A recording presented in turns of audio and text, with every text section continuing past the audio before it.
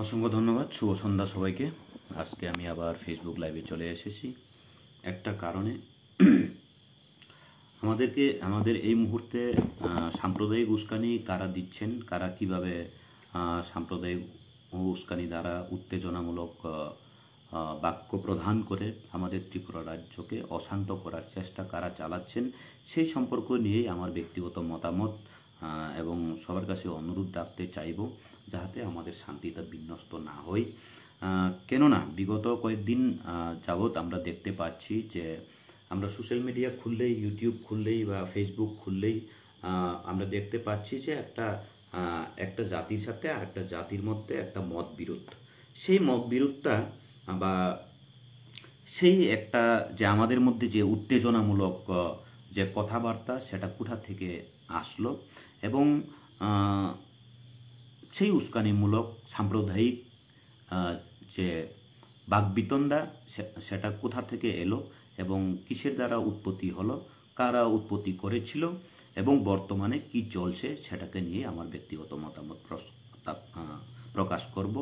এবং সবার কাছে আমি অনুরোধ রাখবো যে যদি আপনাদের যুক্তিসঙ্গত মনে হয় তাহলে এই আমার লাইভটাকে শেয়ার করে দিবেন এবং যাহাতে সবার কানে গিয়ে পৌঁছে। আমার এই অনুরোধটা রাজ্য সরকারের কাছে, মাননীয় মুখ্যমন্ত্রীর কাছে এবং রাজ্যের পুলিশ প্রশাসনের কাছে এবং প্রত্যেকটা জেলার জেলা শাসকদের কাছে এবং প্রত্যেক বুদ্ধিজীবী মহলের কাছে যাহাতে আমার এই অনুরোধটা গিয়ে পৌঁছে, সেটা শেয়ার করে সাথে থাকবেন।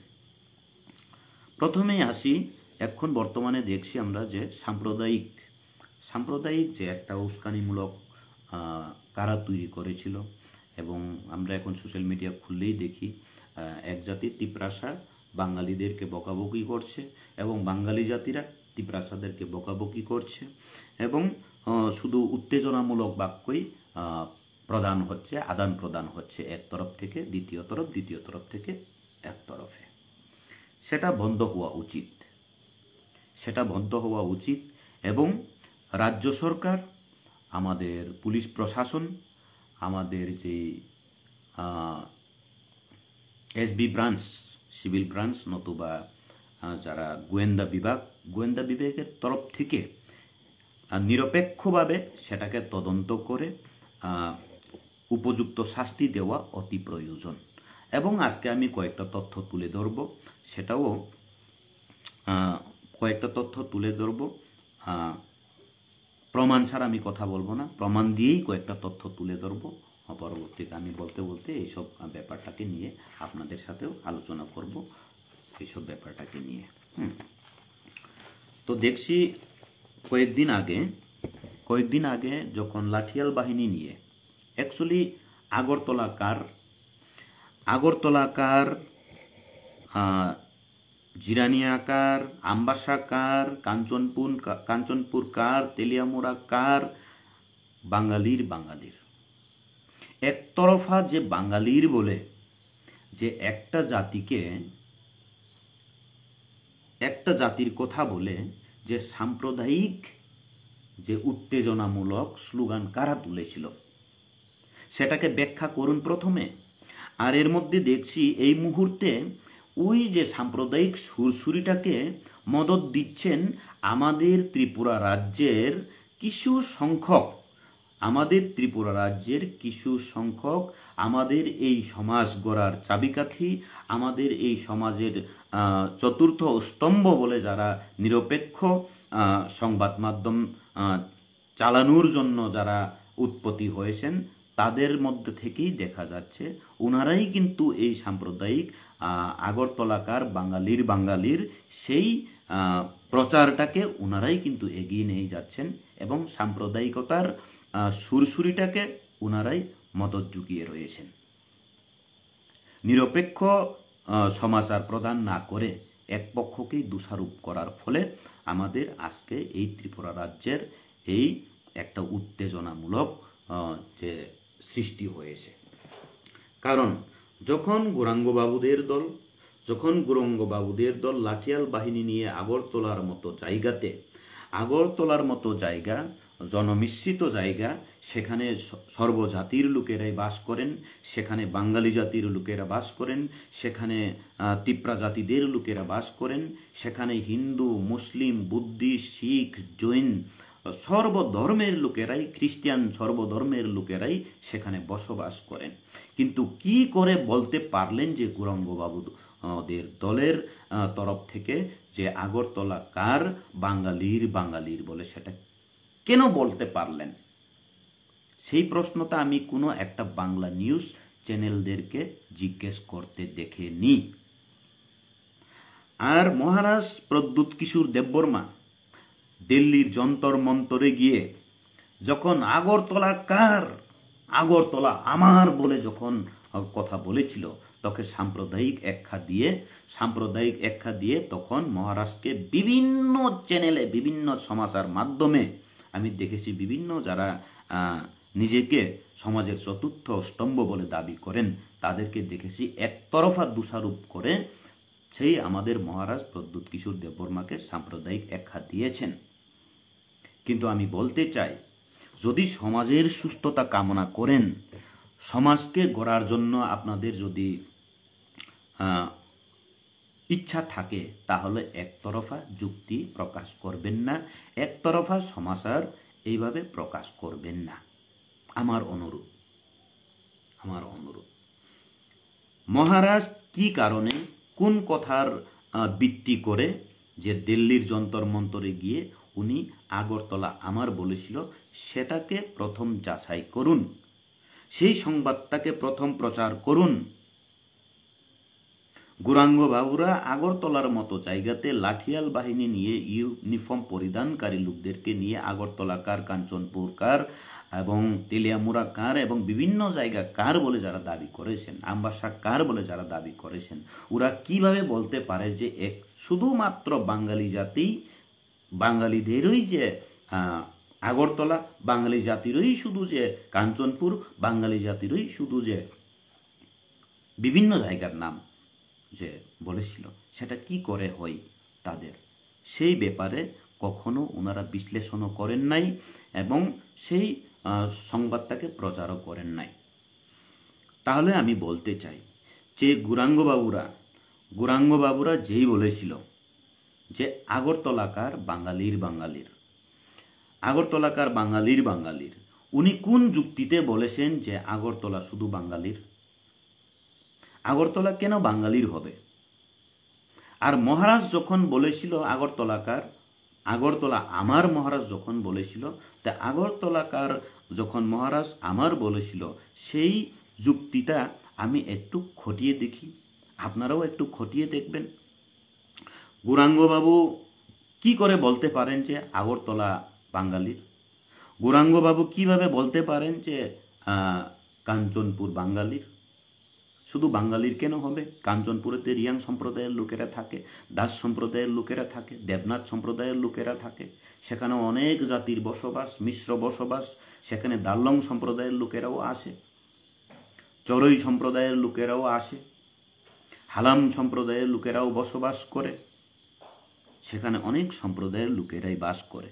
তাহলে আমি বলতে চাই আজকে, যদি গৌরাঙ্গবাবু যদি বলেন ওনার বাপদাদার কোনো কৃতিত্ব নেই এই ত্রিপুরা রাজ্যে, কিন্তু মহারাজ যদি বলে গৌরাঙ্গবাবুদের, আমরা বাঙালিদের যে বক্তব্য অনুসারে ওনার পরিপ্রেক্ষিতে মহারাজ যে বলেছিল, মহারাজ যে দাবি করেছিল আগরতলা আমার, কাঞ্চনপুর আমার, সেই যুক্তিটা যদি আমরা একটু সেই যুক্তিটাকে যদি একটু আমরা বিশ্লেষণ করি, তাহলে কিছুটা হলেও কিন্তু পাওয়া যায় সেখানে। কেননা ভারত স্বাধীন যখন হয়েছিল, ত্রিপুরা রাজ্য ভারতের সাথে সংযুক্ত হয়নি। ত্রিপুরা রাজ্য একটা দেশ ছিল, একটা রাষ্ট্র ছিল। আর গৌরাঙ্গবাবুরা ইতিহাসকে বিকৃত করতে চায়। গৌরাঙ্গবাবুরা ইতিহাসকে বারংবার বিকৃত করে ওনারা প্রচার চালিয়ে যায়। গৌরাঙ্গবাবুরা বারংবার ইতিহাসকে বিকৃত করে যারা সম্প্রচার করে চালিয়ে যাচ্ছেন, তার সম্পর্কে তো দেখি ওই নিরপেক্ষবাদীরা, যুক্তিবাদীরা এসে কথা বলেনি। আমাকে একটা দেখান, একটা প্রমাণ দেখান যে গৌরাঙ্গ বাবুর বাপদাদারা ত্রিপুরা রাজ্যের সাথে ভারত স্বাধীনতা হওয়ার পর ভারতের সাথে সংযুক্ত হওয়ার সময় একটা কৃতিত্ব দেখান। হ্যাঁ, মহারাজ তো বলতেই পারেন, কাঞ্চনপুর মহারাজের বলতেই পারেন, কারণ সে সেই রাজ পরিবারের একটা অংশ।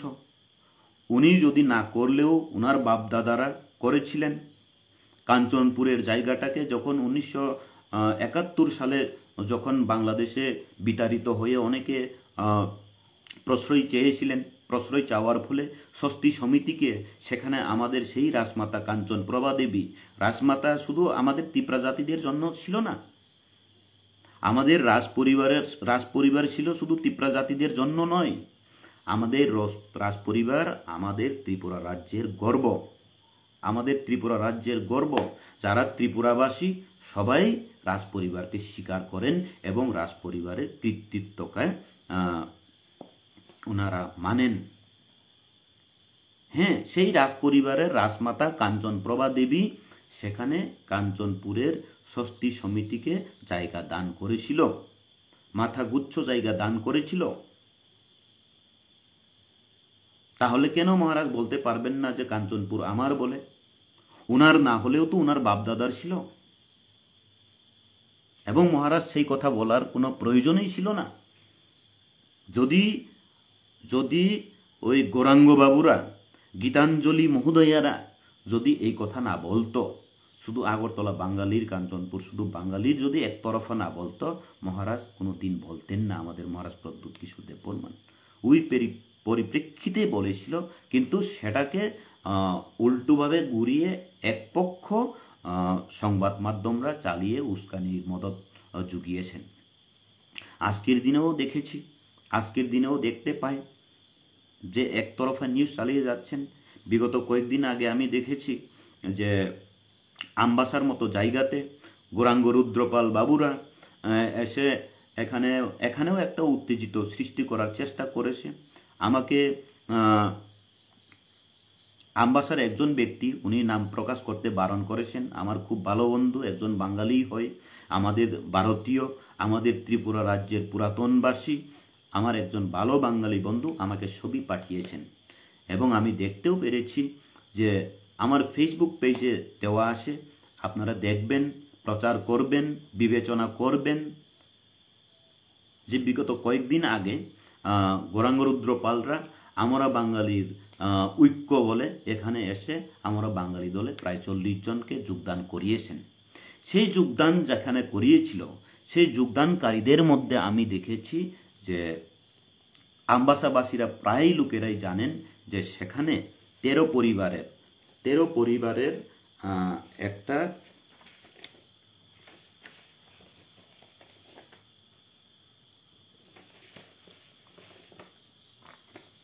সেখানকার আমাদের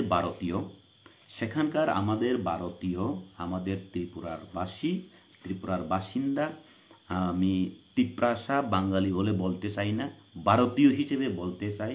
সেখানে যে খতিনমোহন মলছম বলে এক ব্যক্তির জায়গা, বসত বাড়ি এবং জমিন সেখানে রয়েছে, সেই জমিন আমি তথ্য সহকারে আমার ফেসবুক পেজে দিয়েছি, আপনারা দেখে নেবেন। আমি আশা করি খতিনমোহন মলছম, আপনারা যদি গুগলে সার্চ করে নিতে পারেন। মৌজা হয়েছে কমলাসরা মৌজা, খতিয়ান নং 120। আমি আস্তে ধীরেই বলছি, আপনারা প্রয়োজনে গুগলে যান, গুগলে গিয়ে সার্চ করুন, গুগলে গিয়ে ই জমি বলে একটা সাইট আছে, সেই সাইটে গিয়ে দেখুন যে আমবাসা মৌজা কমলাসরা, খতিয়ান নম্বর 120, মহকুমা আমবাসা, তহসিল দলুবাড়ি, রেভিনিউ সার্কেল আমবাসা। সেই জায়গাটাতে সেটাকে আপনারা সার্চ করে দেখে নিন, সেখানে জায়গার মালিকের নাম এবং জায়গা কতটুকু সেটা সব উঠে আসবে। খতিনমোহন মলছম নামে এক ব্যক্তির জায়গাতে প্রায় ওনার জায়গা হয়েছে 2 একর 18 শতক 0 হেক্টর আর 883 আর 2 একর 18 শতক জমিন। সেই জমিনে সেই ফতিনমোহন মলসমের বৈধ জমিতে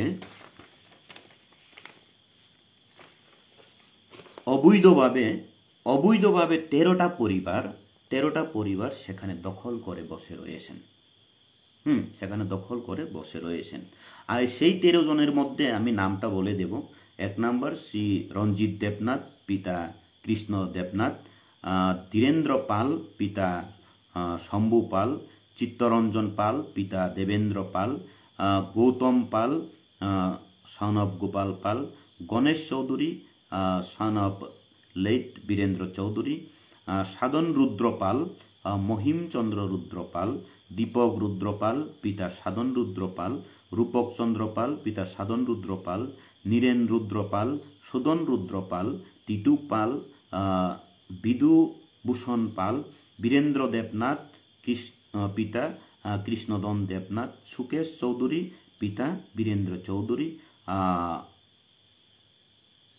মারণীবালা পাল, ওয়াইফ অফ নগেন্দ্র পাল। 13টা পরিবার সেখানে বসবাস করছে অবৈধভাবে।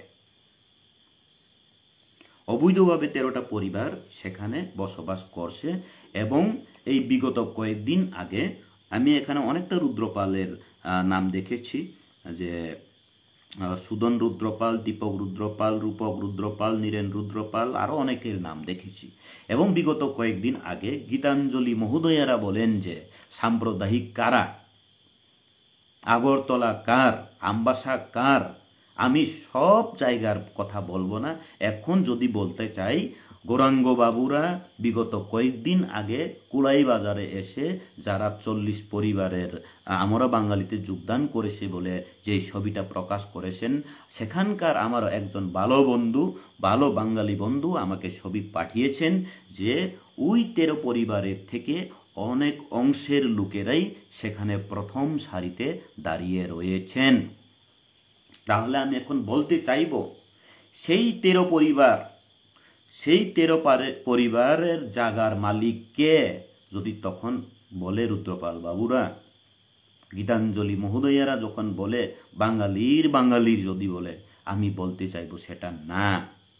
সেই 13 পরিবার জায়গার জমিনের মালিক ফতিনমোহন মলসম, আমি সেটা বলবো। সেই 13 পরিবার যেখানে অবৈধভাবে অনুপ্রবেশকারীরা, অবৈধভাবে যারা সেখানে বসবাস করে রয়েছেন, সেই 13 পরিবারের জমিনের মালিক কে যদি বলে, আমি বলবো ফতিনমোহন মলসম। উনার ন্যায় অন্যায়ের বিচার করতে হবে, আপনারা বলতে হবে, আমাদের আমবাসীরা বলতে হবে। বৈধ অবৈধর ব্যাপার নিয়ে আওয়াজ তুলতে হবে। আজকের দিনে যদি আমার সেই আমবাসার সেই আমার বাঙালি বন্ধু, সেই পুরাতন বাঙালি বন্ধু, সেই ভারতীয় বাঙালি বন্ধু আমাকে যদি দেখিয়ে না দিত, ওই 13 পরিবারের মধ্যে থেকে আমরা বাঙালি দলে ওই যোগদান করেছিলেন ওই লোকেরাই এখানে আসে। এবং ওনারাই সুরসুরি তুলছেন যে জাতি দাঙ্গা সৃষ্টি করার, সাম্প্রদায়িক উস্কানি নাকি মহারাজ তৈরি করছেন বলে একতরফা দোষারোপ করে যাচ্ছেন। কিন্তু আপনারাই বিচার করুন, সেই 13 পরিবার একজন ব্যক্তির জায়গা দখল করে যে অবৈধভাবে বসবাস করছে, সেটা কি ন্যায় হয়েছে? সেটা অন্যায় হয়নি? আর এর মধ্যে শুনেছি, কিছুক্ষণ আগে আমাকে ফোন করেছে আমাদের পুরাতন বাঙালিরা, আমাদের ত্রিপুরা রাজ্যের রাজ্যবাসীরা, আমাদের প্রকৃত ভারতীয়রা, কি তিপ্রাসা কি বাঙালি, কেউ এই সাম্প্রদায়িক দাঙ্গা চাই না। আমি এর মধ্যে শুনেছি আমার একজন আমবাসার, আমি নাম প্রকাশ করব না, উনি বলেছেন আমাকে, এর মধ্যেই যারা আমরা বাঙালিতে যোগদান করেছেন, ওনারা একটা ইমোশনালি অনেকটা ক্লাবে, অনেকটা বাঙালিদের ক্লাবে, অনেকটা বাঙালিদের সংগঠনে, অনেকটা বাঙালিদের বাড়িতে বাড়িতে গিয়ে ওনারা সাহায্য চাইছেন। কিসের সাহায্য? যে আমরা বাঙালি হয়ে আমাদেরকে সাহায্য করবেন না কেন? আমরা প্রয়োজনে জাতি দাঙ্গা লাগিয়ে দেব, তবুও আমরা এই জমি ছাড়ব না। বৈধভাবে নোটিশ দেওয়া হয়েছে। ডিএম অফিস থেকে বারংবার নোটিশ দেওয়া হয়েছে। এসডিএম অফিস থেকে বারংবার নোটিশ দেওয়া হয়েছে। সেই জায়গাটাকে যারা বৈধ মালিক খতিন মোহন মলসম, সেই বৈধ মালিক খতিন মোহন মলসমকে ওনার জায়গায় ফিরিয়ে দেওয়া হোক বলে নোটিশ দেওয়া হয়েছিল। তবেও ওনাদের টনক নড়েনি। আর ওনারাই বলছে আম্বাসাকার বাঙালির বলে। আম্বাসাতে আরো এমন প্রচুর জায়গা রয়েছে, অনেক মগদের জায়গা, অনেক মলসমদের জায়গা, অনেক কলইদের জায়গা, অনেক দেববর্মাদের জায়গা আছে, অনেক বাঙালিদের জায়গা। কিন্তু এতদিন তো এমন ছিল না, মতভেদ ছিল না। তাহলে আজকের দিনে কেন? সংবাদ প্রকাশ করুন আপনারা নিরপেক্ষভাবে। কেন এক জাতিকে এইভাবে? আমি প্রমাণ সহকারে দিয়েছি, আপনারা প্রচুর করে প্রচার করবেন। প্রমাণ সহকারে আমি দিয়েছি। আপনাদের সৎসাহস থাকলে ভারতীয়দের হয়ে কি বাঙালি কি তিপ্রাসা আপনারা আন্দোলনে ঝাঁপিয়ে পড়ুন, ন্যায় বিচার দিন সেই খতিন মোহন মলসমকে। বৃদ্ধ সেই খতিন মোহন মলসম, ওনার এক সন্তান ছিল, মারা গিয়েছেন।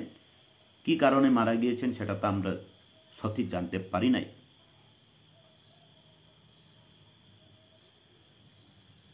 ন্যায় বিচার দিতে হবে একজন ভারতীয় হিসেবে, একজন ত্রিপুরাবাসী হিসেবে। আপনারা সংবাদ মাধ্যমরাও সেটাকে তদন্ত করুন যে আমরা বাঙালির, আগরতলা বাঙালির, ত্রিপুরা বাঙালির বলে যারা দাবি করেছেন, ওনাদের ব্যাকগ্রাউন্ড, ওনাদের তথ্য আপনারা দেখুন, খুঁজুন ওনাদের ব্যাকগ্রাউন্ড কি, ওনাদের বাসস্থান কোথায়, ওনারা কি কারণে এমন সাম্প্রদায়িক উত্তেজনা বাক্য ওনারা প্রকাশ করছেন। জাতি ধর্ম বর্ণ নির্বিশেষে আপনারা সমাজ প্রচালন করুন। আমাদের আপত্তি থাকবে না, আমাদের আপত্তি থাকবে না। মহারাজ কেন বলবে না? যদি গৌরাঙ্গ বাবুই বাঙালির যদি বলতে পারে, মহারাজ কেন বলতে পারবে না? ওনার কথার, গৌরাঙ্গ বাবুর কথার ভিত্তি করে কেন বলতে পারবেন না যে মহারাজ ত্রিপুরা আমার বলে? কেন বলতে পারবে না? সেই রাজপরিবার যে বাংলা ভাষাকে রাজকীয় ভাষা বলে সম্মান দিয়েছিল, কই মহারাজ তো কখনো সাম্প্রদায়িক মনোভাব চিন্তাধারা করেননি। বাংলা ভাষাকেও তো মহারাজ প্রাধান্য দিয়েছিল, হ্যাঁ, রাজকীয় ভাষা বলে স্বীকৃতি দিয়েছিল। বলতে হয় বিশ্বকবি রবীন্দ্রনাথ ঠাকুর, ওনার সাথে আমাদের রাজ পরিবারের একটা সুসম্পর্ক ছিল। যখন নাইট উপাধিও পাননি, যখন কবি বলে পরিচিতই হননি, আমাদের মহারাজদের দ্বারা ওনাকে নাইট উপাধি ভূষিত করা হয়েছিল। আমাদের মধ্যে তো সুসম্পর্ক রয়েছে। কাঞ্চনপুরে ষষ্ঠী সমিতিকে যারা বাংলাদেশ থেকে বিতাড়িত হয়ে এসেছিল তাদেরকে থাকার জায়গা করে দিয়েছিল। আগরতলার মতো জায়গাতে সেই রাজপরিবার ধর্ম বর্ণ নির্বিশেষে সবার জন্য, সবার উন্নতির স্বার্থে জমিন দান করেছিল। স্বাস্থ্যের জন্য হসপিটাল, শিক্ষার জন্য স্কুল কলেজ, যাতায়াতের জন্য বিমানবন্দর কারা করেছিল? তখন কি গৌরাঙ্গ বাবুরা ছিলেন? যখন সেই জায়গা দান করেন, উড়োজাহাজের জায়গা দান করেন, তখন গৌরাঙ্গ বাবুরা দান করেছিল? ওনার বাপদাদারা করেছিল নাকি আমাদের রাজপরিবারের লোকেরা করেছিল?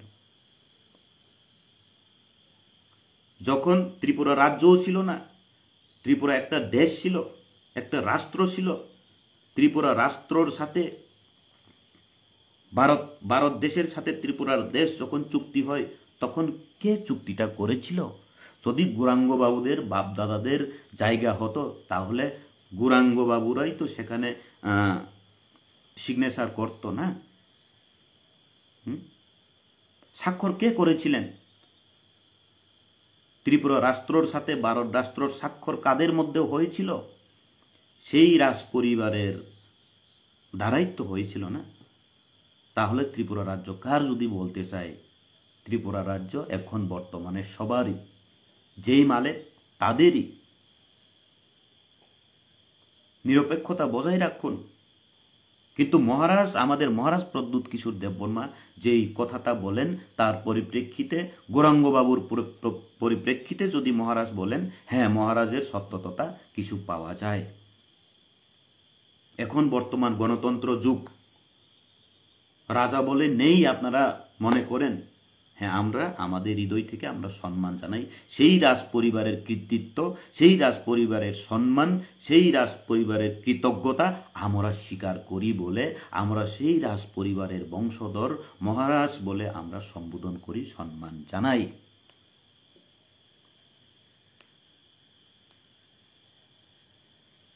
কেননা আমি আমার কথাই বলবো, আমার নাম বিষ্ণু দেববর্মা পাড়া। এখন যদি বলি বিষ্ণু দেববর্মা পাড়া কার, আমি বলতে পারি না এখন বিষ্ণু দেববর্মা পাড়া আমার। পাড়াটা আমার বলতে পারবো আমি, হ্যাঁ আমার বাবার পাড়া বিষ্ণু দেববর্মা পাড়া আমার গ্রামের নাম। আমার বিষ্ণু দেববর্মা পাড়া কার যদি বলে, বিষ্ণু দেববর্মা আমার বলে দাবি করতে পারবেন শুধুমাত্র এই বিষ্ণু দেববর্মা পাড়ায় যারা বসবাস করে। শুধু আমি বলতে পারি না, আমার এই গ্রামে যারা বসবাস করেন, আমাদের এই বিষ্ণু দেববর্মা পাড়ায় যারা বসবাস করেন, সবাই বিষ্ণু দেববর্মা পাড়া কার বললে আমরা এই পাড়ার লোক সবাই উঠে দাঁড়িয়ে বলবো বিষ্ণু দেববর্মা পাড়া আমাদের, আমাদের বলবো।